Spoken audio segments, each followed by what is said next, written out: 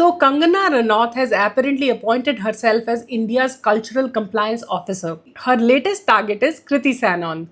Kangana criticized Kriti's Raksha Bandhan advertisement because of her outfit and called the ad intentionally creepy.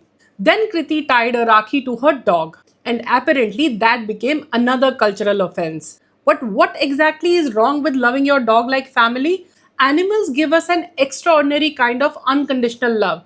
They don't care about your money, your success, your clothes, or your social status. And this isn't some modern Western idea. At Burza Home, a Neolithic archaeological site in Kashmir, humans were buried with their dogs. So the idea that humans can have profound bonds with animals is hardly an assault on Indian culture. Perhaps it is simply a part of being human. And since we are invoking Indian culture to police women's clothes, let's remember our clothing history. For centuries, women in different parts of India wore saris without the stitched blouse we consider standard today. Women used different forms of draping and upper body covering. And in 19th century Travancore, Nada women fought for the right to wear an upper cloth.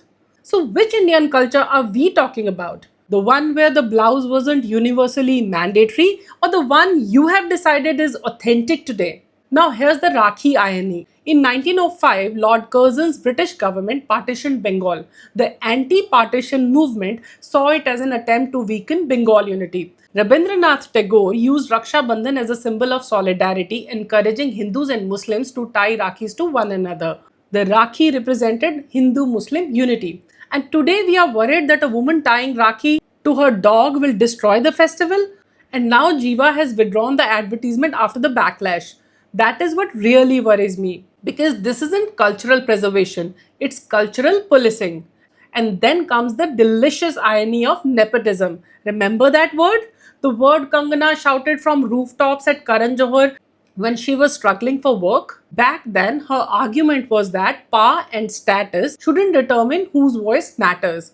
Now we are told that if someone hasn't achieved even 1% of her success, their opinion doesn't matter. Really?